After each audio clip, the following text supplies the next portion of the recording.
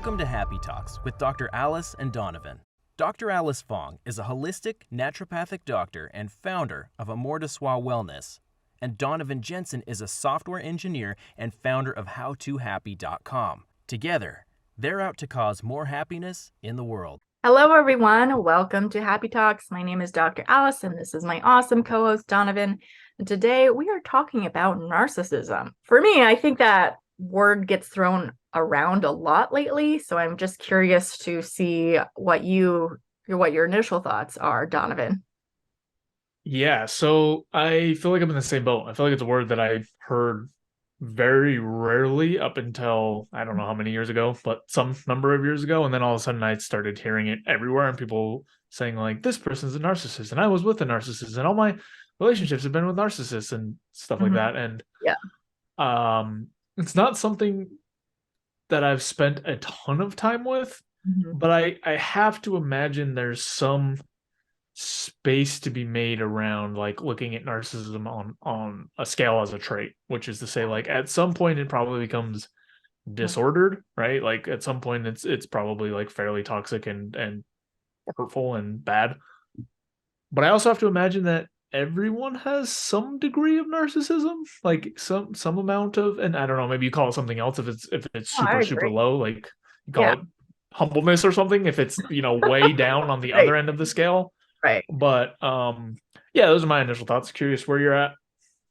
Yeah, no, I kind of agree with you that I think like inherently everyone has probably would, when I look at the list of narcissistic traits, I'm sure someone could identify with at least one of them at some point in their life, because like as humans, we want to survive. And so, yeah, we are thinking about ourselves and our needs sometimes ahead of others, not all the time, but I think that's just kind of part of human nature. So it's like, does that make me a narcissist because I was thinking about what I need? Not necessarily, but I think there is like the distinction between like having some narcissistic traits, which I think at some point, the degree, the scale varies from person to person, versus like a disorder where they have a higher number of those traits, but it's more severe and more impactful to the people around them and possibly more hurtful. Yeah. Maybe that's a good place to start drawing the distinction too, because I'm curious how you would characterize the difference between someone being selfish and someone that's a narcissist. Yeah, well, just kind of like some of I think it's more than just being selfish, because it's like, well, and that's like in the eye of the beholder in some degree, because like me taking like some time off work to recharge and like recover might seem like self-love for me, but to another person maybe that's like, oh, she's being so selfish by not treating more patients or something, like, or refusing to add more patients to her schedule or something to that degree. Yeah, but I think that's selfishness is like potentially a trait of a narcissist, but it doesn't make you a narcissist if you are selfish. You have to have like other things going on. You have to think like, not necessarily, because there's so many traits, like I was looking up the list, like superiority and entitlement, like you feel better than everyone else around you. You're entitled to more.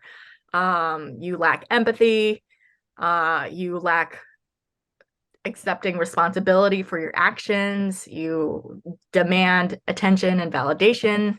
There's fear. There's potentially anxiety, which I'm like, these are things that like a lot of people have dealt with at some point.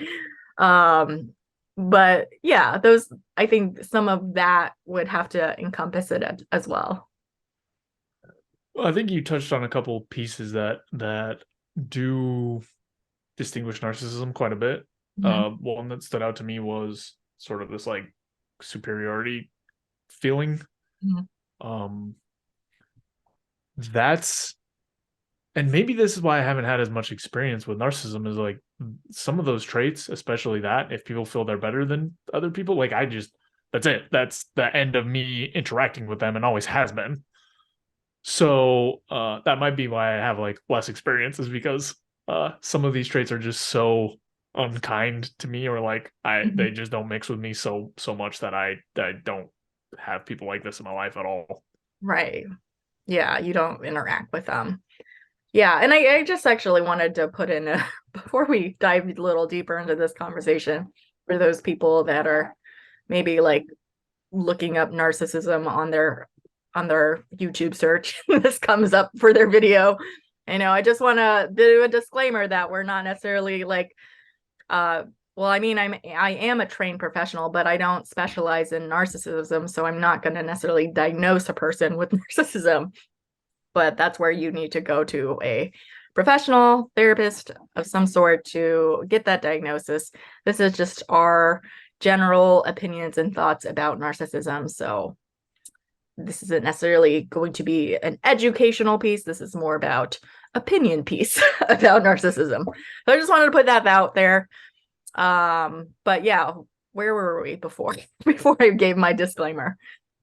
Yeah, here's a question that I have, which is, I'd be curious if you have had extensive interactions with someone that you think is a narcissist. Because I can think of a couple, but I haven't, not extensive, right? I can think of a couple, but it's like, yo, I met this person and then immediately I was like, yeah, what the hell? I'm not spending time with them.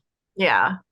Yeah, I mean, I feel like I might have like brushed up against them shortly, but I do, it's interesting because I did, we both studied psychology in our undergrad, but I actually wrote my very first boyfriend, really.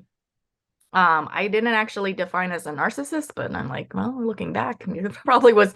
I actually kind of like, based on his traits and behaviors, he was not a good boyfriend. He lied, cheated, lots of bad stuff.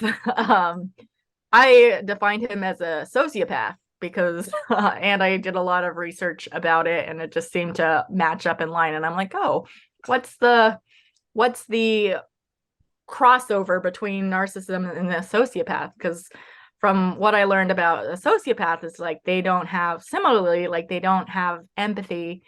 They take advantage of others. They literally lack remorse. It's like a thing so they can like manipulate. But they, at the same time, both a narcissist and a sociopath can be very like charming and engaging and attractive to a lot of people. So I don't think it's necessarily for a lot of there's these terms they throw around lately is for narcissism is like, for relationships is like love bombing, where they shower you with love and compliments off the get-go to kind of draw you in, and then they kind of like turn it against you later and like insult you and make you feel like lower your self-esteem. And obviously that would be unattractive, but I think it can sometimes be so, and there's different types of narcissism. I know there's like overt narcissism versus covert narcissism, so it's not as obvious as like, oh, this person's just obviously super selfish. It's not so apparent. I think there's different layers and different types that can make it harder to identify because they can come off as perfectly normal people from the get-go. Yeah. But I don't know where I was going with that. But I did write my thesis on sociopaths. Yeah. Well, I feel like just adding on to that, like, there's two kinds of empathy, and I don't remember the actual technical names for them, but one is like cognitive empathy, right? The ability to understand how people might feel. And I feel like a lot of these personalities on this side sort of have that, which is they have the ability to understand what might make people feel good or bad. Mm-hmm. They don't have the other kind of empathy, which is like the more like feeling kind. Again, I can't quite remember the proper terms, but it's like that's how they're able to be so appealing, is like they understand like, oh, if I like show affection or like gifts or whatever else, like I can get this person to like me. The difference is when you no longer are useful to them, you no longer suit their needs, like they don't feel the same like, oh, like I don't want to hurt Dr. Alice's feelings, she's my friend. Like it's just more like a, okay, I don't give a shit anymore. Like you can't do anything for me, so I don't need to like work on it. So it becomes a much more like calculated and measured thing, which is why it seems so cruel and heartless a lot of the times, is because it is, in a sense, it's just this like calculus of like, okay, this should get this reaction, okay, I no longer need this person, they don't have anything for me, like I'll just move on. Yeah. But that's, I think, like where some of the confusion is, because I've heard people get kind of mixed up because they think that these people, because they're able to do things like you're saying, like the love bombing type of stuff, that they also have that second half of like, how could they do that? Like, how could they hurt me so bad and like know and feel bad about it? Well, it's like they don't feel bad about it. That second part doesn't show up. Right. Yeah.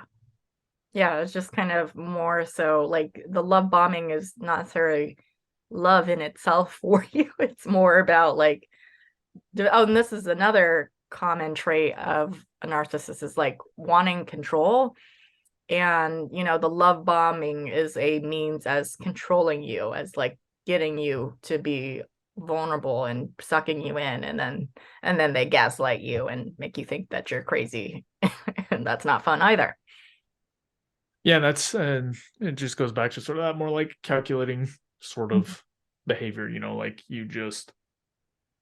they know that these are the things that are effective. And that's part of what I think gets so many people sucked into these things, because you may not see from the outset, like, I only care about myself. Like, I Right. have no empathy. What you might see is like, wow, this person's like really thoughtful. They remember this. They brought me this. They like got this other thing and that other thing. But it's like in the worst case of like a business relationship where like, Yeah. they're just giving you stuff to win your business or get money from you, and then like don't care at all anymore. It's the same Yeah. type of thing. Yeah. Yeah, definitely. What are your thoughts? Because about, I think from what I've read that narcissism is not necessarily, well, one, it's like a narcissism or a narcissistic person with the disorder would probably not seek out like mental health support to like help him or her with that situation. So to not improve that situation, do you think they can change? Because I don't, I'm kind of like, well, I feel like there's a lot of people that don't necessarily learn empathy from their childhood, maybe because of trauma or just like it wasn't displayed. And so I think learning empathy and becoming better at it could be a learned trait. But I don't know about narcissism. It's like, okay, can we help a narcissist become a better human being by teaching them empathy? Would they come out of the disorder if you taught them that, if they were willing to learn? That's some like internal questions that I ask myself.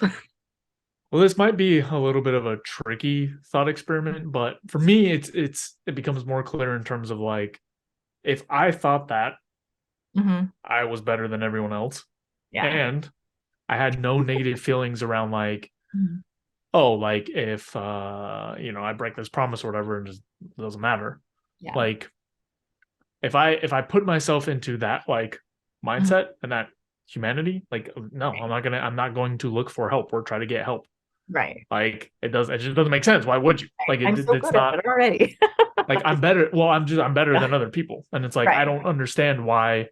Yeah. Because I've not with narcissism, but with a sociopath, I think the person was. Like, I watched an interview of the person that was just like, I don't understand what's wrong with everyone else. Like, Yeah. it's so easy for me to get what I want because everyone else is so easy to manipulate, and they don't take advantage of things like I can, and it's really easy. And so like, if you're coming from a mindset like that, I just don't know. It would never make sense in your head to be like, well, I need to get help so that I can be weak like these other people and everyone can take advantage of me. So Right. on the one hand, in the most extreme cases, or like from a baseline, I don't think it's very likely or frequent that these sorts of people are going to try to get help. Now, again, with most of the stuff we talk about, it's on a spectrum. So I think certain experiences could push people further one direction or another. And I'll use an example for myself. There was a period of time when I was like going through like dating resources, right? And there were a lot of them with really bad information, but a lot of them push towards like objectifying women. Yeah. Hopefully this has changed in the past however many years, but I don't know because I haven't been in those circles or read any of that. But like, there was a time where like I had read all that stuff and then was like, okay, let me, because this was back like at the very start of my personal development journey. And I was like, okay, let me see how this stuff feels like, what it looks like, whatever. And so I was exhibiting more traits like that because of like sort of this like learning or whatever. Yeah. And then for me, it didn't feel good and it was weird and like the results were not what I was looking for. But I could see how from both sides that could happen, right? So let's say you have some tendency towards narcissism and then you read some sort of alpha male toxic masculinity bullshit stuff that you're like, oh, like this is the correct thing to do. I need to take advantage of everyone at the maximum that I can, get the most that I can for me, because that makes me alpha or whatever the hell information. Like I could see that pushing you further down that path. But then I could also see you running into some other information around like, I don't know, maybe like personal development or whatever other stuff and pushing you away from it. So super long-winded way of saying I think there are probably some cases where information could help, but in most cases people who have a baseline in these traits are not going to look for help because it doesn't make sense from that mindset. True. Yeah, that makes sense. Yeah, I guess they wouldn't seek out help. So it's just more, I guess, for people that, you know, again, like I was saying from the beginning, that generally all of us have some narcissistic traits at some point, maybe all the time, not necessarily all of them, but I think like the difference is that a regular human with narcissistic traits but not a narcissist is like, not necessarily everyone, but like there's more likely to be open to growth and to learning and to becoming a better human being because they don't necessarily think that they're already above everyone else. Yeah, I mean, I feel like it'd be the same as if you're like an ultra elite athlete and it was very easy for you to eat like super bland food to get your exact like nutrition profile. Yeah. And then people were like, oh, you should really try a McDonald's hamburger. You'd be like, what the hell? Like, I don't want to, there's no reason for me to do this. Like, yeah, why? I don't need this other stuff. I feel like it'd be the same sort of like mindset. Obviously a different example, but yeah, I just don't think it's super likely or frequent that people are going to be looking for help. Yeah, definitely. Any other, I was going through the list, like what about it's everyone else's fault, not taking responsibility for their actions? That I feel like can't be like on people. Well, I feel like I was going to say, I feel like that can't be a personality trait, right? Yeah. Like I feel like that must be a learned thing. Yeah. Because if you do and run around in enough self-development circles, you start learning about like moving to an internal locus of control, like it's and taking more and more accountability and responsibility. So I imagine what it is most narcissists act in a way that they start building that narrative early and naturally and just keep adding on to it. But that, to me, that has to be a learned thing. Yeah, I think that definitely could develop and change. Trying to see other things that potentially could be like learned or improved if they're willing to. Exaggerated need for attention and validation. Yeah, I'd say that that's something that I think a lot of people learn, especially like people who didn't get a lot of that as a child, I think. And I feel like I'm guilty of like wanting validation sometime, although I feel like I'm better at it compared to when I was in my 20s. So I think that's something that can change over time.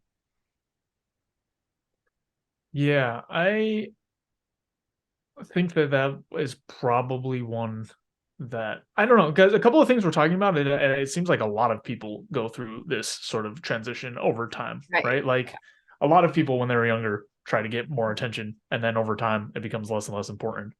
Yeah.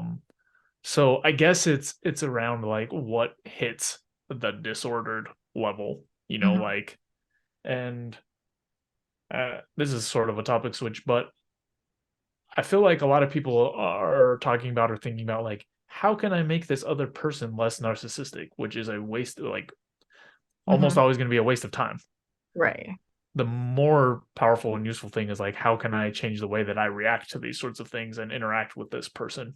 Because I've personally seen like people asking for help around like, this person's a narcissist. What do I do to change them? It's like, I don't know that that's going to happen. Yeah. Yeah. And I think it's more about like reflecting on if they're truly a narcissist. It's like, one, are we being like quick to judge because they display a few of those traits, or are they like full blown? And is it causing you harm? Or is it because they're not willing to kind of do everything that you want them to do, kind of a thing? So you're calling them a narcissist. So there has to be some self-reflection too, and maybe like identifying the narcissistic traits that you have yourself, which again, like I said, like I think if you look at a list, you'll probably identify with at least one or two, maybe not at this point in time, but maybe at some point in your earlier days, because we're all learning to be better human beings. But also like setting the boundaries, because apparently another common trait of a narcissist is lacking in boundaries. So it's like you really need to have boundaries, and being able to not necessarily be able to, if it's like the roller coaster of love bombing and gaslighting, then you need to set the boundary and say, like, walk away if it's not healthy for you, if it's constantly hurting you. Maybe you get the high of the love bombing, but then the downfall of the gaslighting is just going to be this vicious cycle. And if it doesn't change, it's not going to. Yeah. Yeah, I think two things to really be aware of, right? There's like one, people make mistakes, stuff happens, whatever. Yeah. One thing that I have learned is not really a mistake is like malicious behavior, right? If I see something that is intentionally just like mean, that's not typically, like, never have I given people more chances after seeing something like that and been like, okay, cool, they're actually a good person, and they just chose to be like mean one time. Right. Or like malicious, I think is a better word. Yeah. But that's one to keep an eye out for. And the other one is like, does this relationship feel super transactional? Like, is this person in my corner whenever it suits them and completely gone whenever it doesn't? Right. Those two things, at least for me, are like some of the biggest red flags. Yeah, definitely. Yeah. The other one I wanted to touch on, because I think this is also like, I feel like it's changed. It's a generational thing, is that like need to look good, pretty. And like, I think about like the younger generation now, that like, I think social media plays a big role in this, but just as like, I feel like the younger generation, not everyone younger, but I feel like there's a lot more that are caught up in looks and appearance and looking picture perfect for their Instagram. And I'm like, is that like, are they more narcissistic, or is just like the trends of the day and social media? I would guess that it probably is sort of what I was talking about earlier, which is one of the things that can push you towards narcissism on the scale, because it's so, like you're saying, it's just like so curated, right? In the past, we haven't had as much, like when you have to interact with people face to face all the time, you just don't, like, people still put on false pretenses all the time and try to be their best self or like fake or whatever else. Right. But it's harder in person because it's harder to keep up like an act if you're doing an act. Whereas with the social media stuff, you really can curate, a perfect quote unquote appearance. So I think it's definitely a tool that would push people more towards narcissism as opposed to other things, because when you're out in the real world and those cracks show and someone calls you on it, or things don't go the way you expect or whatever else, it automatically confronts sort of this mindset of like, I'm appearing perfect all the time. But yeah, with a lot of social media stuff, that's not necessarily the case. Like, you can go through your feed and be like, every single thing looks perfect. Oh, I made a mistake, it's deleted. Like, so it gives you more of a false sense of being able to like manicure the perfect whatever it is that you want. Yeah, definitely. And I think it partly comes, like, I think narcissism or narcissistic traits kind of come, like, common things that I see is just like, maybe they didn't have the most stable childhood, maybe there was abuse or trauma, but there's actually underneath narcissism, I think there's a lot of insecurity, which has them be like, well, I've got to have the six-pack abs and be perfectly muscular or perfectly make-upped or however they want. And then that makes them feel good because they're valuing themselves on their appearances and their looks, because they were insecure about them before, so they have to like overcompensate. And then it's like, oh, and then they have the like, well, I'm better than others because I do all these things to make myself look perfect and good. Yeah. Yeah, I especially if you're getting validation from that, right? Yeah, Like, especially when people are like, "Oh, you look good," oh, whatever else. Like, it feeds into that narrative even more, and would push you to like do even more of that stuff. Mhm. So I imagine you've heard about this, but like, there's tons of articles and stuff about people who do social media stuff professionally and just feel so empty inside because maybe they have less of the baseline narcissism, but they have to basically do the same things of Right. projecting and like perfecting this image out. Mhm. And I guess if your heart's not in it, like over time that can really wear people down because it's just unfulfilling. Yeah. Yeah, definitely. Yeah, it's so manufactured and fake, which is unfortunate because I'm like, but I think that's something, if they develop more security in themselves, it's like, what if you did an Instagram post with no makeup on? Whoa, or no filters. Like that could be freeing for a lot of people, but I don't know if a lot of people are willing to do that.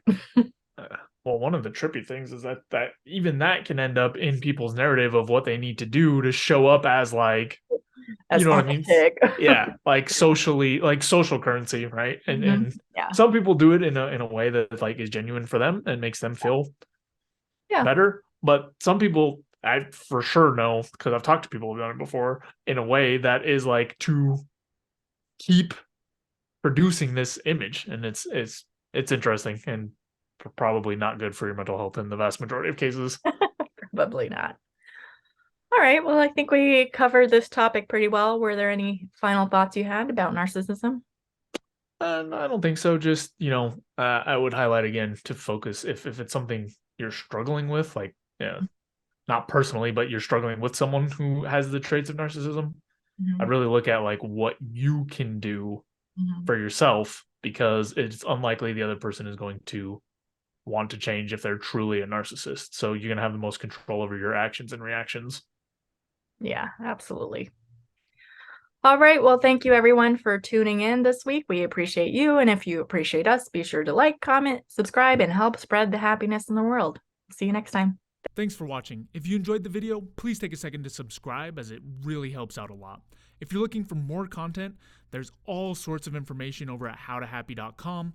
And if you want something a little bit more condensed and concise, I've also written the book Mindscaping, which is essentially a framework for optimizing happiness. So we'll have the link there as well. And that's all I've got. Thanks again. I'll see you next time.